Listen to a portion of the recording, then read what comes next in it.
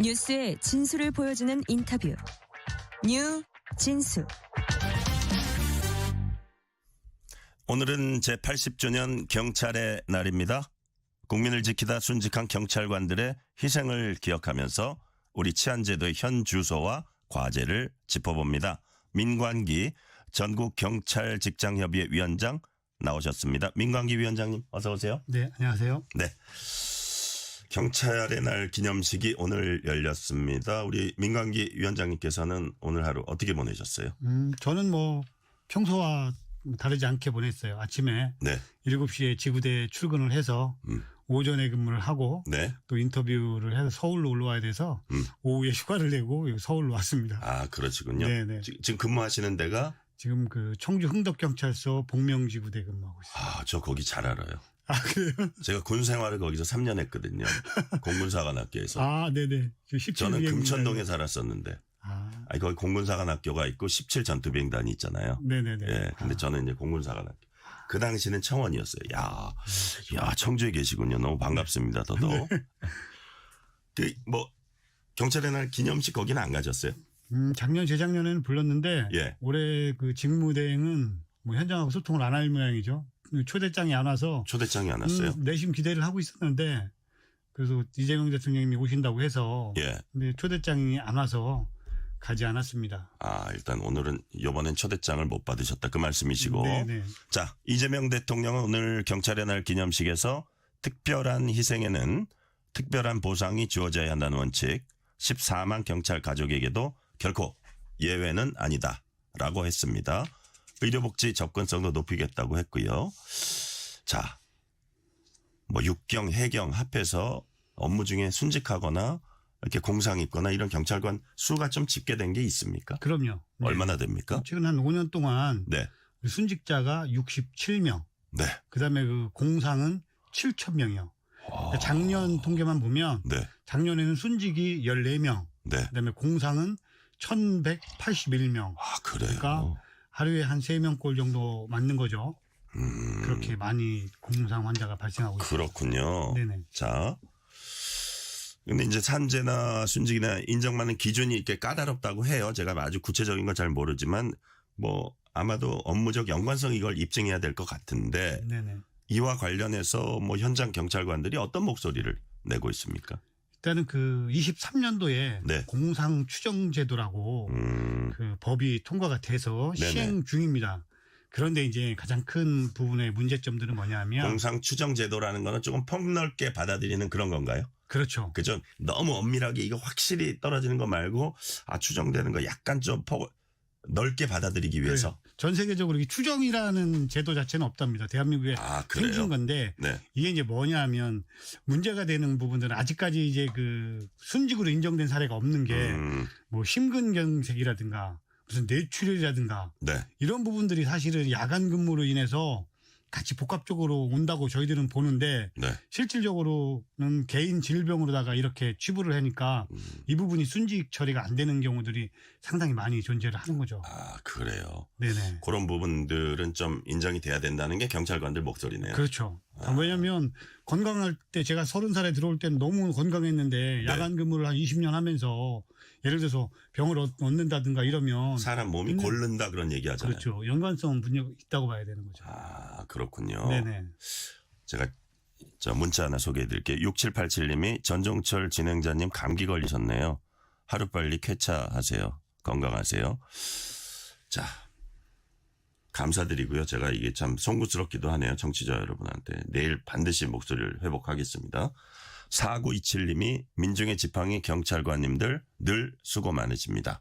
그리고 경찰의 날 축하합니다. 박수. 고맙습니다. 예.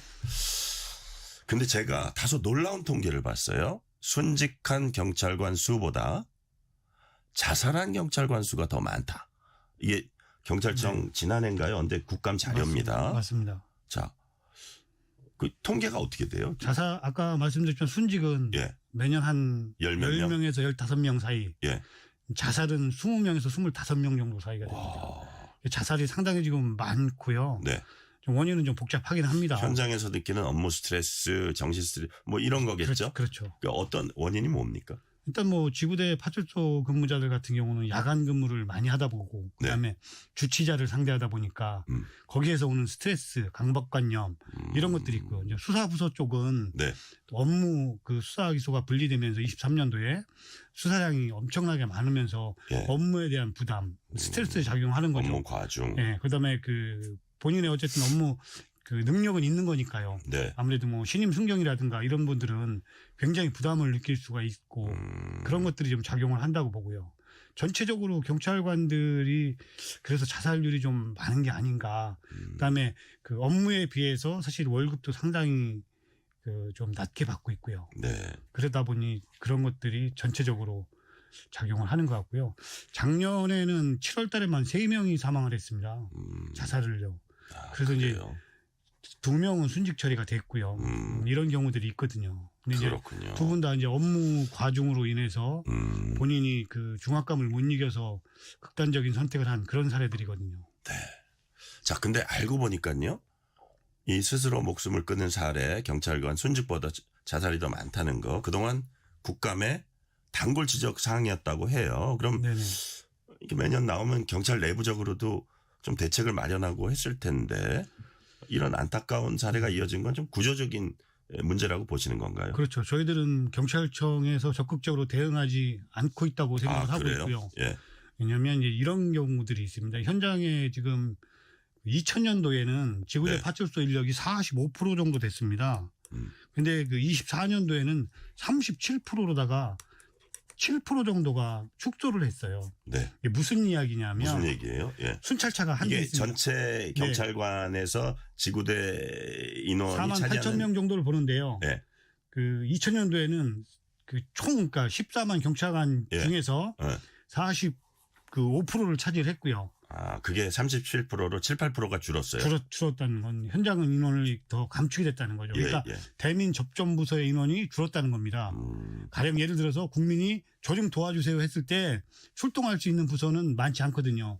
지구대 파출소, 형사, 여청, 교통 뭐 이 정도로 뽑을 수 있잖아요. 여청은 여성 청소년? 그렇죠. 뭐 가정폭력이라든가 네네네. 이런 부분들. 그다음에 교통은 교통사고 났을 때. 여청 그것도 참 중요한데. 그렇죠. 그죠? 예. 그런데 이제 실제로 다 인원이 이 정도로다가 현장 인원이 줄다 보니까 네.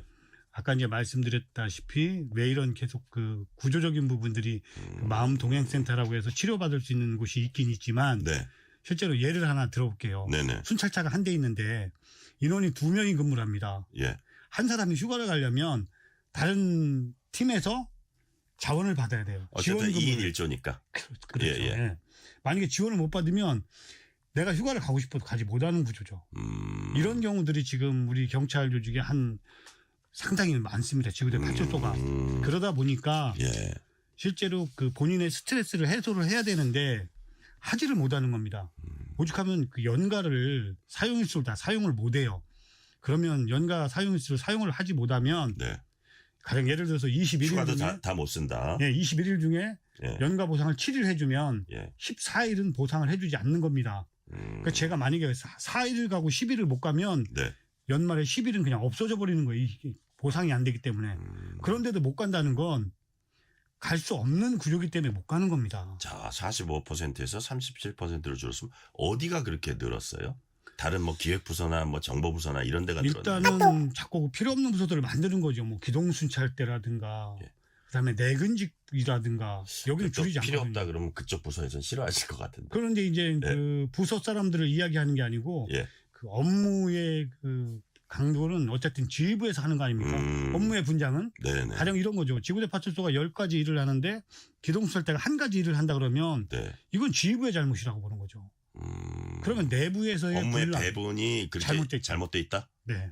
기동수살대는 봉고차를 타고 순찰만 돌지 않습니까? 네. 근무복을 입고. 네네. 그런데 112 신고를 하면 이 사람들이 출동하지 않아요. 그러다 보니까 국민들은 이 사람들도 외근 경찰관, 나를 도와주는 경찰관이라고 생각을 하지만 네. 실제로 내부에서는 이 사람들은 같은 일을 하는 사람들이 아니에요. 예전에 아마 이태원 때 그 마약 범죄를 잡기 위해서 형사가 50명이 동원되는데 왜 질서 유지를 못했냐 이런 부분들이 있었거든요. 네네. 이게 뭐냐면 50명의 경찰관이지만 그 사람들은 질서 유지를 하는 경찰관들이 아니기 때문이라는 거죠. 기동수살대가 있지만 네. 112 신고 사건 처리를 하지 않는 경찰관이다. 그렇기 때문에 기동수찰대는 없애야 된다. 네. 이렇게 주장을 하는 거예요. 그렇군요. 네네. 자, 그러니까 지금 우리 위원장님 말씀을 듣다 보니까 어쨌든 가장 최전선, 민생치 안의 최전선에서 고생하는 예컨대 지구대라든지 형사 파트라든지 이런 파트 이런 데가 인원이 줄어들다 보니까 그 애로점이 제일 크다. 이런 말씀이시고 맞습니다. 전체적으로 볼 때 민강기 위원장님이 보시기에는 업무 배분이 그렇게 잘 돼 있는 것 같지 않다. 이런 부분 문제점을 이제 지적하신 거고요. 네. 자, 해외 선진국에선 경찰관들의 트라우마 그리고 PTSD라 그러나요? 관리하는 체계적 제도가 있다고 해요. 네네. 그런데 미국은 9.11 테러 당시에 테러 현장에 투입됐던 뭐 경찰관, 소방관 이분들의 트라우마 후유증을 평생 추적 관리한다. 네. 우리도 이게 가능한 거 아닙니까? 없습니다. 그런 게. 없어요. 우리는 지금 만약에 제가 현장에 나가서 네. 업무를 하다가 공상을 당했는데 예. 3년 안에 복귀를 하지 못하면 퇴직을 해야 됩니다. 그러니까 진짜 미국처럼 이렇게 자드로가법처럼 네. 이런 걸 만든다면 네. 우리 경찰관들이 현장에서 다쳐도 국가가 내가 죽을 때까지 책임져 준다 그러면 더 헌신할 수 있다. 당연하죠. 지금은 그런 구조가 아닙니다.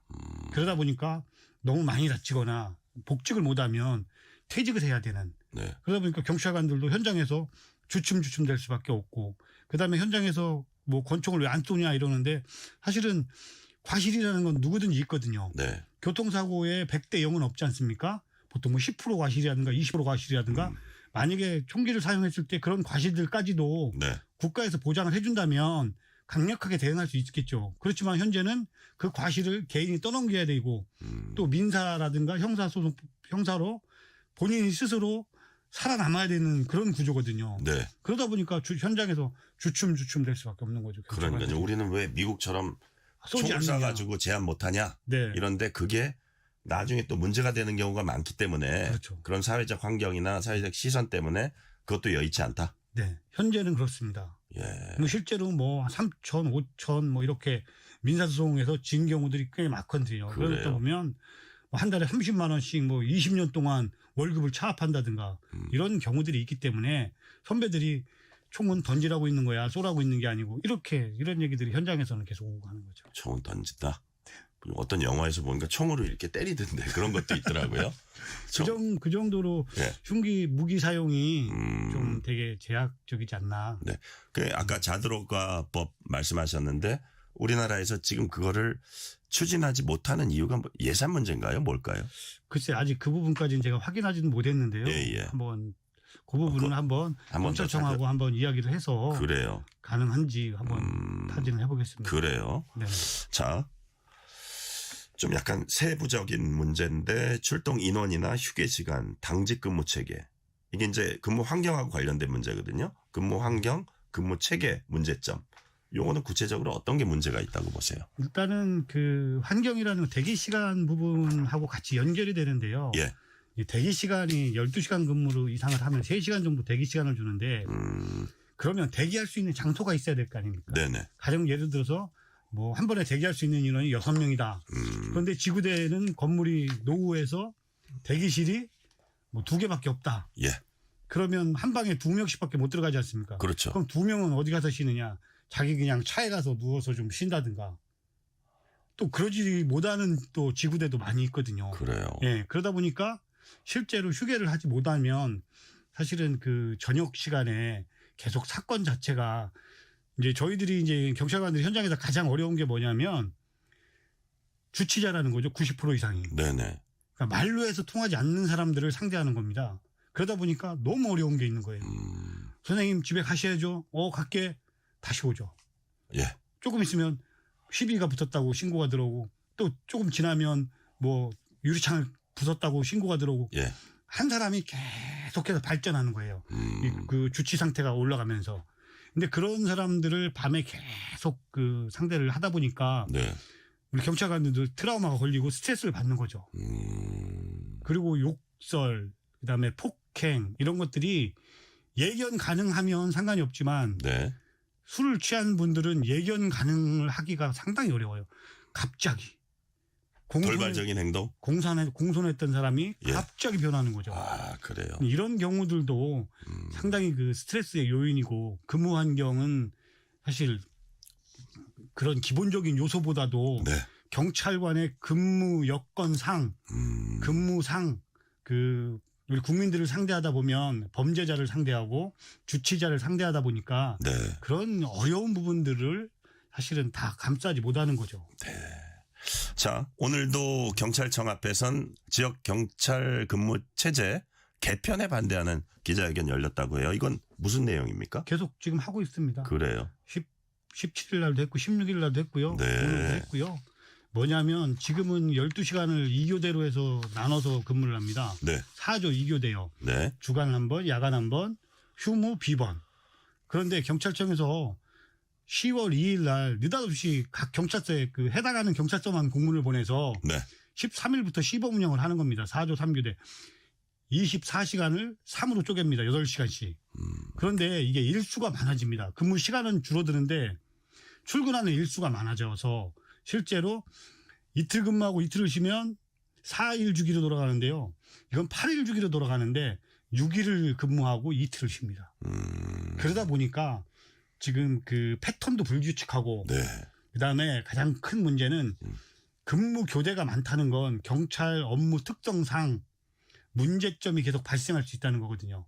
가령 예를 들면 퇴근 30분 전에 사건이 발생이 되면 네. 퇴근을 해야 된다는 생각이 머릿속에 있지 않습니까? 그죠?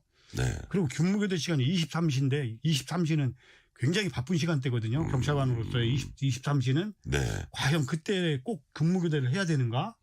이렇게 사건이 많아서 막 그 정신이 없는데 총을 막 나누고 총을 다시 집어넣고 빼고 현장에 주치자들이 많고 피의자들이 있는 상황에서 굳이 이렇게 할 이유가 있나? 이런 부분들 때문에 고민하는 거고요. 네. 10여 년 전에 이 3교대 근무를 시범을 했었어요. 네. 했는데 다 만세를 불렀죠, 직원들이. 도저히 못하겠다. 왜요? 죽어도 못하겠다, 힘들어서.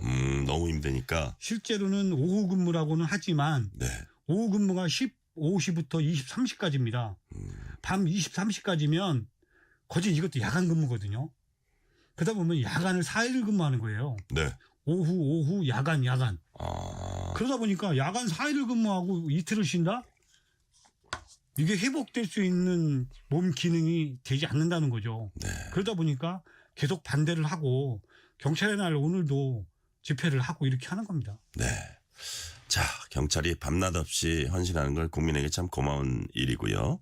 반면에 경찰 조직에 대한 비판도 이제 많이 있습니다. 최근 대표적으로 동탄 납치 살해 사건 대응 논란도 있고요. 경찰 입장에선 9번 잘하다 1번 잘못하면 그게 이제 집중포화를 그럼요. 받기도 하고 네, 맞습니다. 억울한 면도 있는데 또 민생 치안이라는 게 워낙 중요하다 보니까 어쨌든 최대한 그 틈이 안 나고 실수가 없도록 최대한 하는 것도 또 중요할 것 같아요. 그래서 자체적으로는 이런 문제들이 노출됐을 때 어떤 개선 방안들을 좀 갖고 계십니까? 일단 그 범죄 9번이나 신고를 했는데도 불구하고 인지하지 못했다는 건 네. 저희들이 그 자체적으로도 그 좀 문제가 있다고 보고요. 인지 능력이 좀 떨어진 게 아닌가. 예. 어쨌든 그 위험 신호라는 건 계속 그 어떤 사건에 대해 있어서 있는 경우들이 많거든요. 네. 가정 폭력이라든가 데이트 폭력은 계속 반복적인 신고들도 많고요. 네. 이랬을 때 우리가 그 피해자 보호 조치에 대한 부분이 좀 미흡하지 않았나. 그게 이제 어디까지가 사생활이고 어디까지가 범죄 영역이냐 이걸 판단해야 되는 거죠. 이제 다만 이제 현실적으로 보면 과연 그 피해자 보호 조치라는 부분에 있어서 피해자를 보호할 수 있는 경찰관이 과연 몇 명이나 되는가. 그다음에 그 피해자를 정말로 밀착해서 보호할 수 있는가. 아니면 신고를 하거나 네. 위험 감지를 우리가 감지했을 때 신고를 출동할 수 있는가. 또 했는데 또 불구하고 우리가 출동 나갈 인원은 있는가.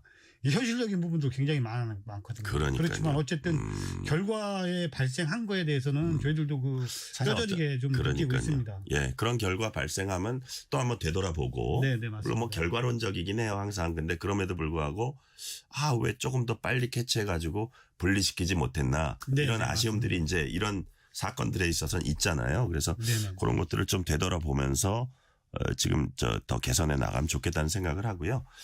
자, 지금 핫 이슈인데 그 정부 여당의 이른바 검찰 개혁, 검찰 해체로 인해서 수사 기소 이제 완전히 분리가 되는데 어쨌든 결과적으로 경찰 권한은 강화가 됩니다. 자, 국민 관심은 이거예요.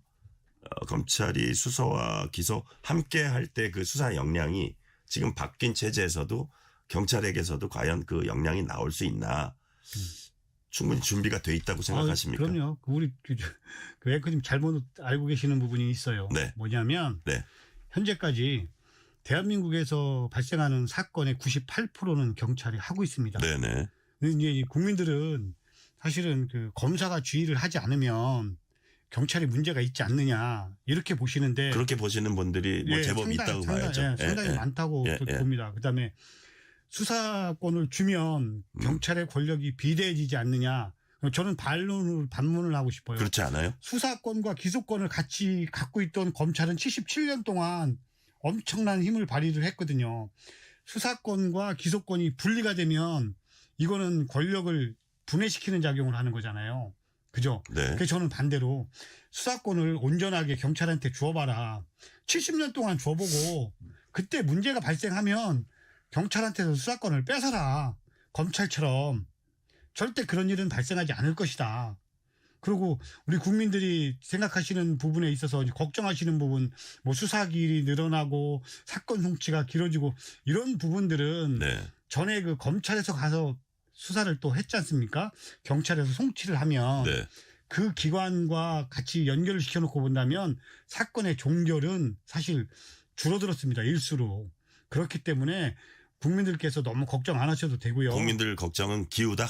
그럼요. 예. 지금은 저는 그렇게 봅니다. 우리 경찰 수사에 대해서 응원해 주시고 지지해 주시고 힘을 좀 북돋아 주시면 우리 그 책임 수사를 할 수 있는 경찰관들이 조금 더 책임감을 가지고 국민을 위한 수사를 할 것이라고 저는 확신하고 그러니까 있습니다. 이제 뭐 저 무슨 말씀인지는 이해는 되는데 네, 위원장님 네, 네. 그 예를 들어서 검찰이 또 특화돼 가지고 하던 수사들 있잖아요. 물론 경찰도 뭐 마약이면 마약 네네. 아니면 뭐 고위공직자 뭐 수사라든지 이런 부분들을 이제 같이 맡게 됐을 때 지금 이제 현재 예. 현재 그 검찰의 수사비가 네.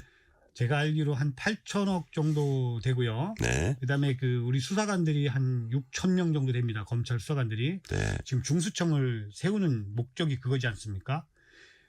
검찰에서 하던 수사, 그다음에 그 중요한 수사는 중수처에서 하겠다는 거거든요. 네.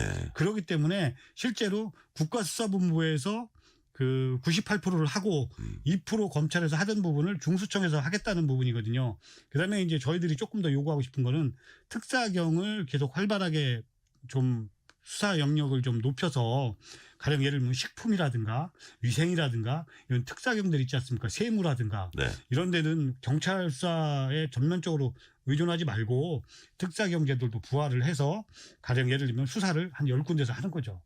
각 그 특수 분야에 따라서. 네. 그다음에 노동부도 지금 그렇죠. 노동 관련 보건이면 보건, 식품이면 보건, 식품 그렇죠. 뭐 이런 식으로. 그렇죠. 예. 그렇게 해서 특화된 수사를 해서 영장 청구만 검찰에서 하는. 그러니까 예를 들어서 노동 관련은 그 고용노동부에서 네, 맞습니다. 그러니까 청이 되겠죠. 청 주로. 그렇죠. 예. 네. 뭐 그런 식으로 해서 그 영장 청구만 모아서 하도록. 그렇죠. 예. 그래서 굳이 뭐 경찰의 모든 수사를 맡길 필요는 없다고 생각을 하고요. 네. 뭐 경찰을 물론 뭐 개인의 일탈은 아예 없다고 저희들도 장담할 수는 없지 않습니까? 네네. 그렇지만 실질적으로는 뭐 중수청, 그다음에 특사경, 경찰 수사하는 그 경찰에서 수사하는 곳이 많다면 대한민국에서 큰 문제는 없을 거라고 생각을 합니다.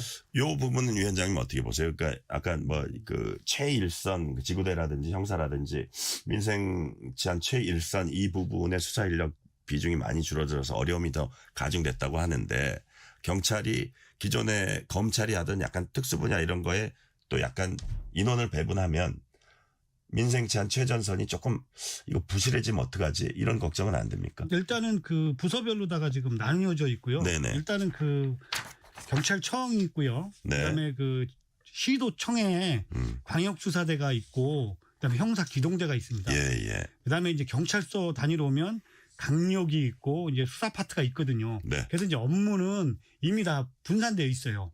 그래서 경찰서에서 사실은 그 민생 아까 말씀하셨지만 민생 사범을 보통 경찰서에서 하거든요. 네. 물론 시도청에서도 하지만 그 위의 사건들은 뭐 반부패라든가 뭐 기획수사는 뭐 청이라든가 그 경찰청 단위에서 하기 때문에 네. 경찰서에서의 민생 그 사범에 대한 수사는 뭐 위축되거나 뭐 축소되진 않을 것이다 이렇게 봅니다. 네.